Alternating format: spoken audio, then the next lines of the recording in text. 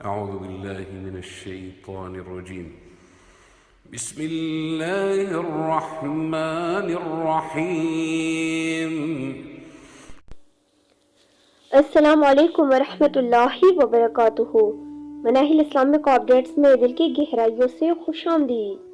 سورہ بقرہ کی تلاوت اور اس کے فوائد۔ سورہ بقرہ کی تلاوت پر دوام اختیار کرنے والے قلعہ شیخ احمد عیسی مساروی کے فرمودات: جو شخص طویل مدت کے لیے سورہ بقرہ کی تلاوت کرے وہ اپنی زندگی میں عجیب چیزوں کا مشاہدہ کرے گا۔ اس کی جسم شفا یاب ہوگا، اس کی رزق میں اضافہ ہوگا، اس کو شرح صدر نصیب ہوگا، اس کی عمر میں برکت کا ظہور ہوگا۔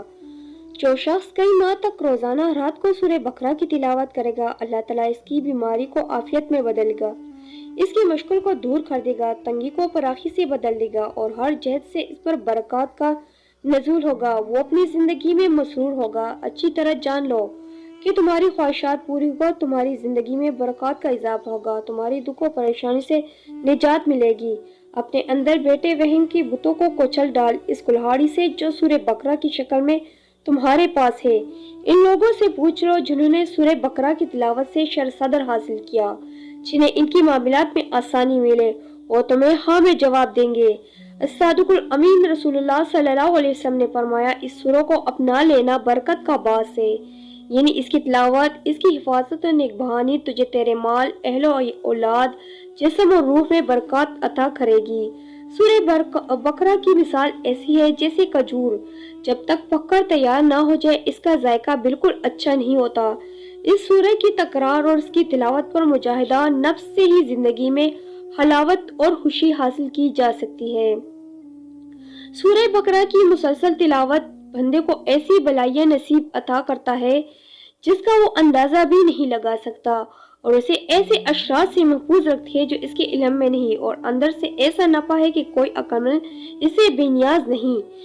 آدمی کو حلاوت عبادت لذت اشنا کرتی ہے، اس کی روح روحانیت سے درجات پر فائز ہوتی ہے۔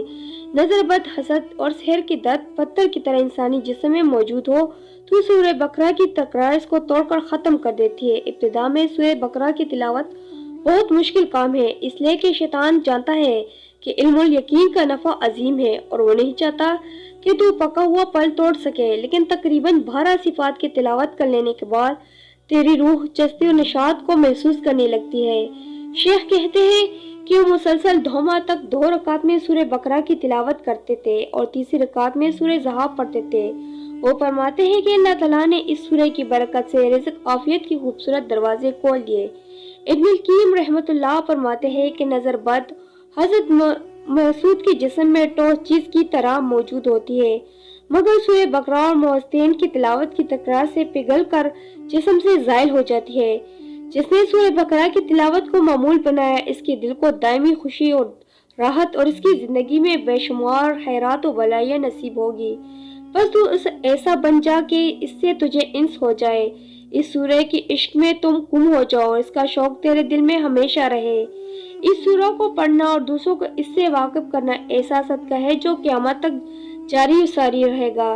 اس ویڈیو کو صدقہ جاریہ سمجھ کر آگے شیئر کیجیے تاکہ لوگوں کی بھلائیاں ہو اور آسانی بانٹے رہے۔